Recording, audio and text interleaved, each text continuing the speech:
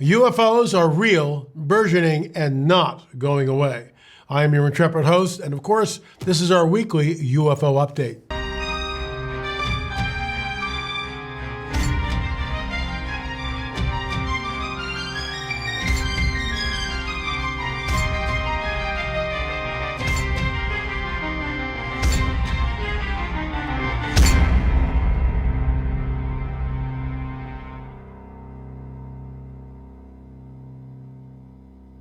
We will be talking about this book, The Extradimensionals by John D'Souza. I think you'll find it interesting. I just finished it.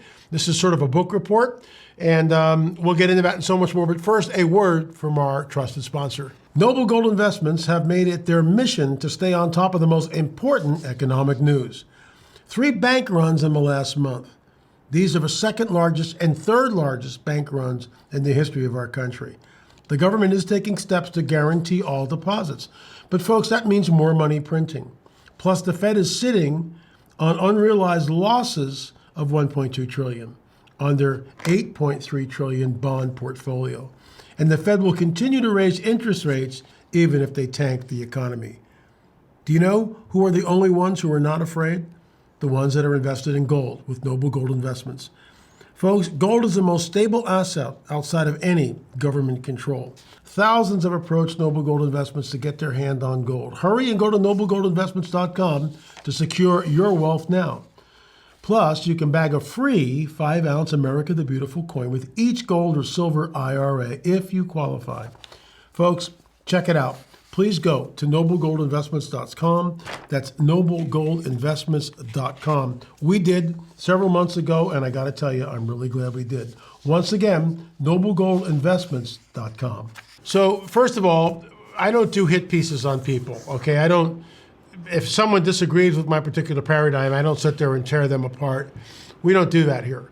But I do disagree with Mr. D'Souza's conclusions in the book. I believe that these so-called extraterrestrials, I do believe that they are interdimensional entities, first of all. So we sort of, there's a commonality between the extra dimensionality that he talks about and, interdimensions. But I would just want to read this. Extra dimensionality is the key to understanding everything. By everything, we mean all the areas in which we have been deceived to believe the physical world is the beginning and end of all things. Well, I agree with him there. There is a supernatural world that surrounds us, and we say that on Monday and Fridays right here on our YouTube channel. The extra-dimensionals is the stark revelation of where alien visitors are actually coming from and to where they are returning. Understanding extra-dimensionality is the way to unfold the truth of the paranormal, the spiritual, and even the physical world. The visitors have been with us since time immemorial, and their messages to us are everywhere around us. Get no argument there. The truth will eventually explode into our field of vision. If we refuse to listen, then we are only delaying the inevitable to a time when an alarm will be sounded that is so loud that it will consume everything upon the earth. What have I been saying for years? This is the coming great deception. And when it happens, everything as we know it completely changes when they show up. So right now we're in lockstep, Mr. D'Souza and I, but this is where we differ. Once the black swans arrive, once we awaken to numerous mile-long shadows cast by these ancient ships, hanging over our major cities, soundless, motionless, maddening, it will be too late.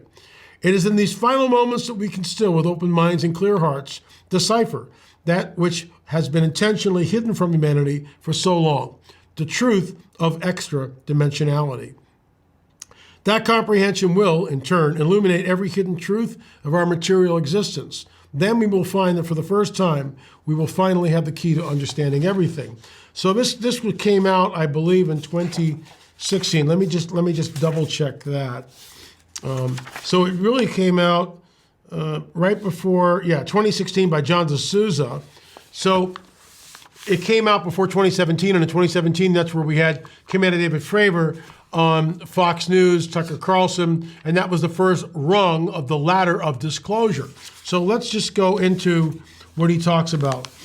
The cosmic game changer, he's awake, new look at fire in the sky, and he sort of goes down the list. The Space Brothers, Fermi's paradox, something that I've mentioned numerous times. More giants in the earth, that's interesting. The bottom line is this, I agree. And he quotes Jacques Vallée, extra dimensionality, I get that. These are interdimensional entities. And the reason why so many of these, with all due respect, researchers, and the guy's done his homework, but there's really nothing new in the book. And he knows that these entities come and go, and they do so with impunity. No dispute on my part there.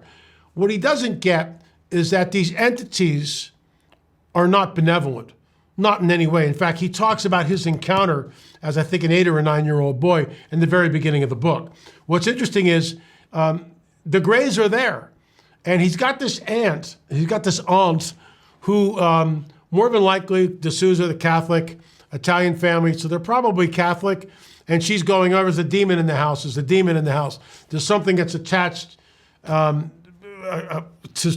some artifact or whatever. And so the aunt is like, they're tearing up the house and looking for this artifact, and finally his father goes out and probably plants something, so they stop carrying the apartment apart. So he looks at all that and dismisses it as religious fanaticism. I would agree. But here's the deal. It was a demon. It was something that was supernatural that manifested. It was not benevolent. It was malevolent. You just don't take people against their will. If you're that smart, if you're that evolved, certainly you would know that. And we hear this argument all the time from ufologists. Well, their ways are just different than our ways. Nonsense. How many of you out there who are watching this think it's okay to abduct a 5-year-old boy and implant them? Check out our abduction film, because we talk about that. Emil comes on the record. And I'll never forget when I was interviewing him for that. And he goes, that my parents put locks on the doors and windows of my room so I couldn't get out. But they would find me outside the room the next morning. How do you explain that? How do you explain that? So D'Souza, because he does not embrace the biblical prophetic narrative, Nick Pope does not, Nick Redfern doesn't, George Norrie doesn't, and I'm not picking on these people, and I'm not disparaging them in any way.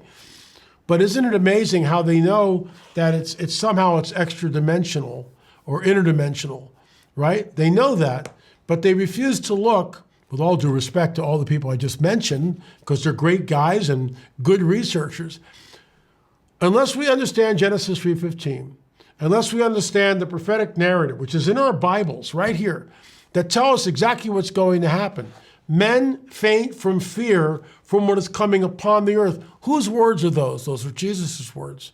Men faint from fear from what is coming upon the earth. And let me read this again. Let me read this again. Okay? Once the black swans arrive, once we awaken the numerous mile-long shadows cast by these ancient ships, hanging over our major cities, soundless, motionless, maddening, it will be too late. He gets it. He knows that they're coming, that it will not be Project Bluebeam, it'll be the real deal. But what is it? And why is it that he doesn't know about the Matthew 24 admonition by Jesus telling us that men and women will faint from fear from what is coming upon the earth? Well, what is that? Could be a mile-wide asteroid, I get that. But it also could be mile-wide ships. And that's what I think it is. UFOs are real, burgeoning, not going away. This is the coming great deception. These are not extraterrestrials, and that's why he talks about Fermi's paradox. If the universe is teeming with life, why haven't we seen them? Why aren't they here? Why haven't they made themselves available to us? And then you get the other side of the aisle, the New Age belief in the Anunnaki. Well, the Anunnaki, in my opinion, are nothing more than fallen angels. And they're giving this knowledge, certain knowledge, to mankind. The book of Enoch tells us exactly what these watcher angels did and why it's so important. Folks, I'll be going to Israel in October. We still have room. LAMarzulli.net, LAMarzulli.net. Our number 5, our crop circle video is available. Streaming.LAMarzulli.net, streaming.LAMarzulli.net, or you can buy the hard copy DVD by going to LAMarzulli.net. The He Is Risen DVD, Resurrection Sunday is this Sunday. If you want to get it before then, you're going to have to order today. And you can go to the website. But anyway, folks, thanks so much for watching. It's a cool book. Nothing really new and groundbreaking. It's sort of for me, it's more like a primer or a review, but there's some good stuff in it. And Mr. D'Souza is more than welcome to come on the show and discuss the book anytime he wants. Thanks so much for watching. We'll see you back here tomorrow with questions for LA.